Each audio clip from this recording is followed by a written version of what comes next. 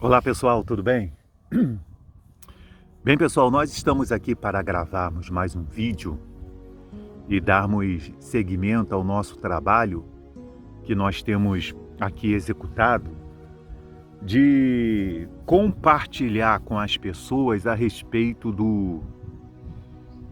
da mensagem, né, de alerta que Deus tem nos inspirado a fim de que as pessoas sejam conscientizadas por meio do Evangelho de Cristo dos planos que Deus tem para este mundo.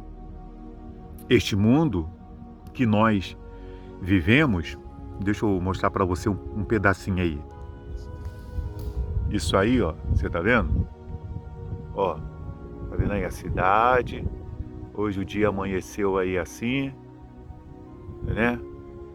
Tá aí a cidade, né? Uns casando e dando-se em casamento, as pessoas vivendo a sua vida como na época de Noé, antes do dilúvio, né? O céu tá aí, bonito e maravilhoso, choveu aqui ontem à noite, assim, um pouquinho antes de meia-noite, começou a chover, então tá aí. Então nós estamos procurando do avião, compartilhar com as pessoas esse alerta. E hoje eu gostaria de ler com vocês o que está escrito em Romanos 6, 23. Eu vinha subindo aqui a montanha e eu, na verdade, não tinha nenhuma pauta, pessoal, em mente. Eu iria só chegar aqui, né, fazer o que eu tinha que fazer. Eu também tiro hoje para poder fazer minha caminhada, minhas orações. É o dia que eu venho aqui também pegar, né, o alimento, a comidinha lá do mascote, que ele gosta de se distrair com isso aqui, o meu mascotezinho lá em casa. Então eu tiro domingo para poder subir na montanha, respirar esse ar, refletir, buscar inspiração em Deus, louvar o meu Senhor, que não existe coisa mais, assim, pessoal, gratificante para mim, a não ser elevar meus olhos aos céus e dizer: Senhor, eu te amo, de adorar esse Deus. Ah, meu Pai, como é bom te adorar.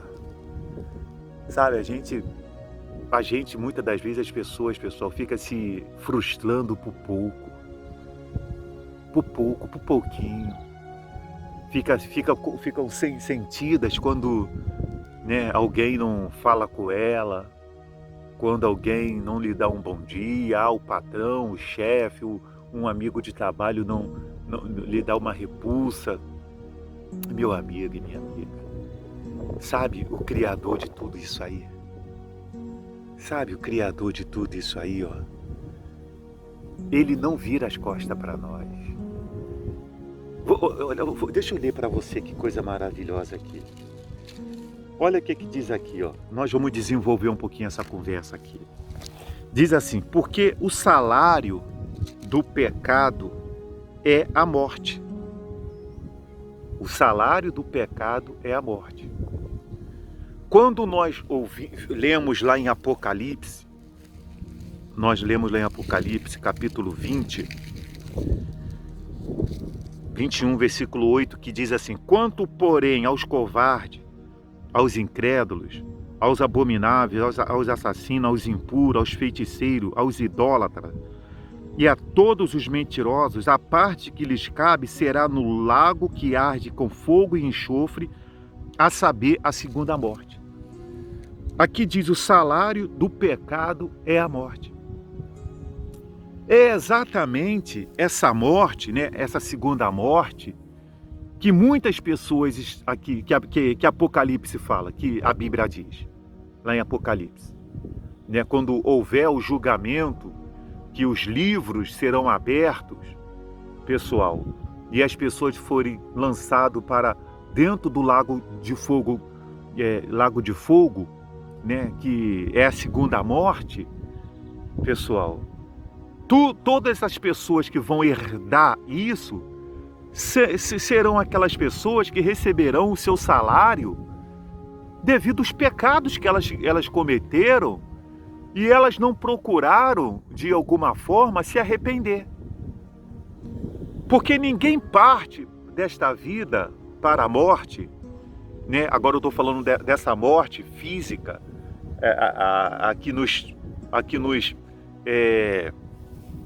aquela que nos tira desse corpo físico, né? Essa morte que eu estou falando agora, ninguém morre sem antes ter a oportunidade de ouvir falar do amor de Jesus.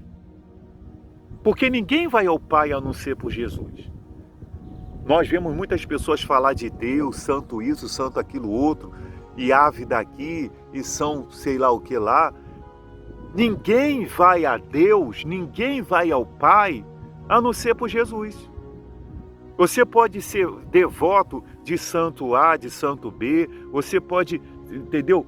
Você pode ser fiel a qualquer tipo de santo, mas se você não é fiel a Jesus, ao ponto de se entregar para Ele, de entender o motivo dele ter vindo a esse mundo, de ter se sacrificado naquele Calvário, de ele ter morrido em favor de nós, para que as nossas culpas, nossos pecados fossem cancelados, e a pessoa não se entregar a Ele ao ponto de se batizar nas águas, ao ponto de se entregar para Ele, ela não vai herdar a vida eterna. Porque, concluindo aqui esse versículo, porque o salário do pecado é a morte, mas o dom gratuito de Deus é a vida eterna em Cristo Jesus, nosso Senhor. Está explicadinho aqui. Leia do versículo 15 até o 23 do capítulo 6 de Romanos, onde fala a lei, a escravidão e a graça. Quando nós aqui, pessoal, exploramos, falando para as pessoas que elas devem, né, buscar o Espírito Santo, que elas devem se encher do Espírito Santo, porque Deus, Ele não selou, Deus não colocou barreiras, pessoal, para impedir as pessoas de receber o Espírito Santo. Ele disse, abre bem a tua boca e te encherei. Aquele que me busca, encontra. Ele não impede, não existe impedimento que nos impeça de chegar até Deus e de nós buscarmos o seu Espírito, e de sermos batizados, e de sermos cheios do teu Espírito. Nada nos impede. Nada nos impede. Mas o que é que as pessoas buscam? Eu fico, muitas das vezes, vendo aí as pessoas, né, que são cristãs, crente, pentecostal, metodista, batista, sei lá, pessoa, tanta coisa, tanta nomenclatura de igreja, de placa, de etnia. Está faltando a nomenclatura de servos de Deus. Então a gente fica vendo essas pessoas aí, entendeu? Elas falando só de vitória. Ó, que você vai ter a vitória, que o seu amanhã vai ser melhor do que hoje, o leão que está rugindo hoje, amanhã vai ser um gato miando, olha, esse gigante vai cair.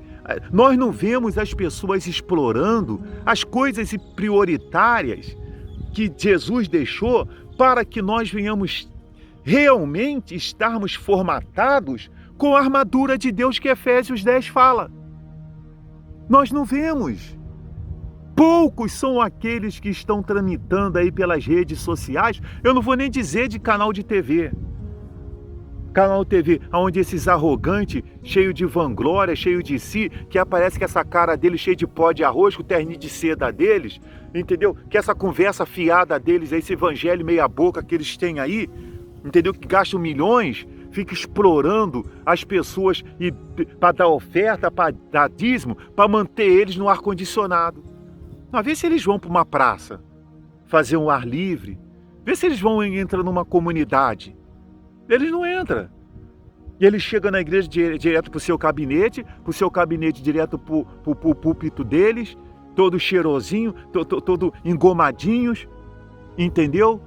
Com relógio de marca, sapato de marca, com o carrão deles que estaciona na vaga cativa deles dentro da igreja, na vaga particular deles, na igreja, entra por uma porta particular, entra por um local particular, são os artistas da fé, são as personalidades da fé. Pessoal, eu estou até por aqui com essa turma. Eu estou até por aqui, pessoal, eu estou engasgado com essa turma. Entendeu? Esses aí são um dos quais, lá em Apocalipse, Jesus fala assim: eu estou a ponto de vomitar-te da minha boca. Mas vai chegar a hora de que ele vai vomitar essa turma da boca dele. Quando acontecer o arrebatamento da igreja. Essa turma vai ficar tudo aí para enfrentar o anticristo. Mas eles não vão ter muito problema de enfrentar o anticristo, porque eles são assim, ó. Eles são assim. Porque o trabalho que eles fazem é anticristo. Desde o momento que eu não prego o evangelho que salva, o evangelho da graça, eu prego um evangelho que me beneficia, eu estou sendo anticristo, estou sendo antibíblica, antibíblia, né? Entendeu? Porque existe uma mensagem aqui, existe algo sério aqui, o salário do pecado é a morte. Se eu não protesto contra o pecado, se eu não prego o evangelho que prega que prostituição, adultério, entendeu? Orgia, prevaricação, não precisa eu ofender ninguém, pessoal, nas suas escolhas. Não precisa eu ofender ninguém nas suas escolhas de gênero. A pessoa, ela tem o direito dela, o livre-arbítrio dela dado por Deus, não é pela Constituição, não é pela lei nacional, dado por Deus de ela fazer as suas escolhas. Deus deixou a pessoa escolher. Escolha entre o bem e o mal. Só que as consequências, entendeu? Os benefícios e as consequências, cada um vai colher. Quem vai colher os benefícios? Leia Deuteronômio 28. Leia a Bíblia. Quem vai colher as consequências? Leia a Bíblia. Eu acabei de ler um versículo agora, lá de capítulo 21 de Apocalipse, versículo 8, como também estou lendo aqui. Os benefícios do pecado e os benefícios de quem se entrega para Jesus. Quais são os benefícios do pecado? O salário do pecado é a morte. E quais são as consequências do pecado? O salário do pecado é a morte. Quais são os benefícios de se entregar para Jesus? O dom gratuito de Deus, que é a vida eterna. Eu não preciso ofender ninguém nas suas escolhas, nos seus gêneros. Entendeu? Eu vou amá-los da mesma forma. Correto? Eu vou amá-lo da mesma forma. Eu amo o meu próximo, independente das suas escolhas de gênero. Eu me dou com todas as pessoas. Eu me relaciono muito bem com todas as pessoas. Sendo um cristão, sendo uma pessoa que serve a Jesus, eu me relaciono com todas. Qual é o gênero que ela adotou? Não me importa, eu a amo. Como Jesus me amou e como Jesus a ama.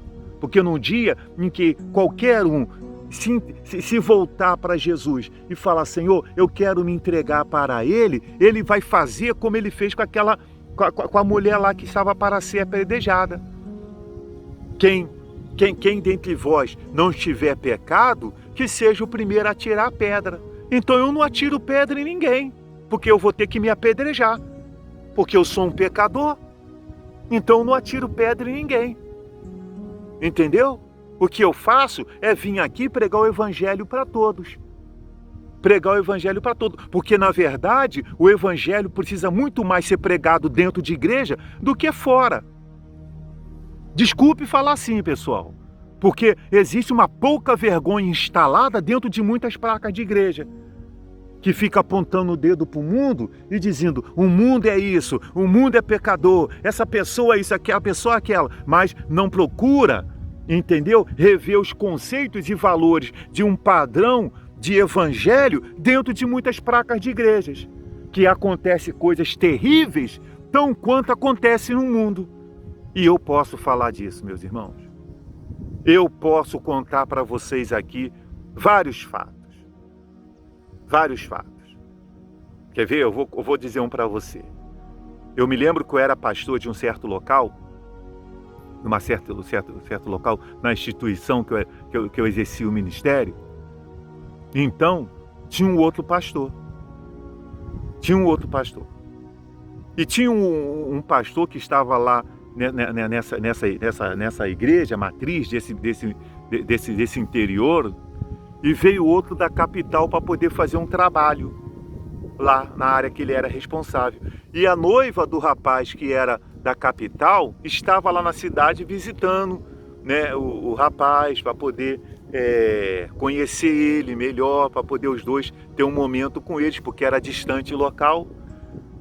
Então, às segunda-feira eu tinha um costume de descer para a capital, porque eu estava no interior, para poder fazer a prestação de conta das ofertas, né, na matriz do Estado. Então foi me pedido assim, ó, já que você vai lá para a capital, leva a noiva do fulano, entendeu? E aí eu e minha esposa, mas em cima da hora minha esposa não pôde ir, aí meu filho foi comigo, e foi eu, meu filho e essa menina.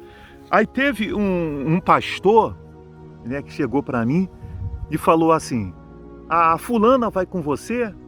Eu falei: vai, vou dar uma carona a ela, já que eu estou descendo, para ela não ter gasto com passagem. Eu já estou levando ela, dando a carona a ela. Aí ele virou para mim e falou assim: pô, ela é gostosinha, né? Eu parei e olhei assim para ele, o cara é casado.